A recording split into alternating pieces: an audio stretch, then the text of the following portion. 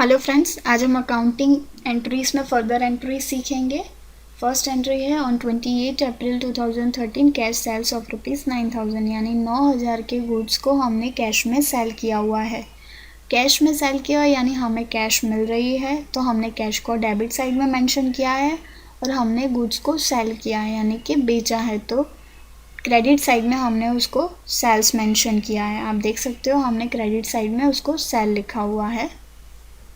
As per real account debit what comes in, credit what goes out, तो यानी हमारे पास cash आ रही है तो हमने उसको डेबिट साइड मेंशन किया है।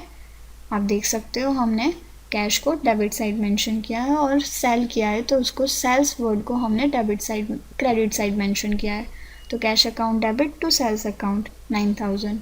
Next entry on 29 April 2013 purchase goods for cash ₹2,500 यानी हमने 29 अप्रैल 2013 को गुड्स परचेज किए हैं कैश में 2,500 रुपये के।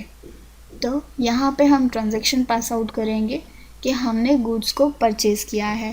परचेज़ किया है तो परचेस वर्ड को यानी कि परचेस अकाउंट को हमने डेबिट साइड मेंशन किया है और हमने गुड्स को परचेज़ किया है कैश में, यानी कि कैश वर्ड को हमने क्रेडिट साइड में मेंशन किया है।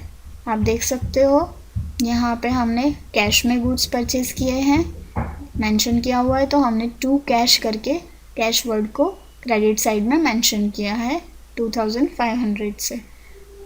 As per real account debit what comes in, credit what goes out, purchase account debit to cash account. Next entry है on 30 April 2013 paid salary of ₹10,000 by check.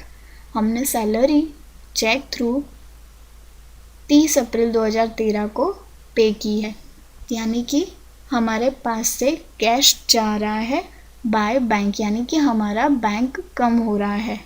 और किस लिए? हमने सैलरी के लिए पेमेंट किया है। तो सैलरी हमारा वन टाइप ऑफ एक्सपेंस हो गया, तो हमने एक्सपेंस को डेबिट साइड में लिखा है एज पर नॉमिनल अकाउंट, और बैंक यानी कि पर्सनल अकाउंट को हमने क्रेडिट साइड में लिखा है।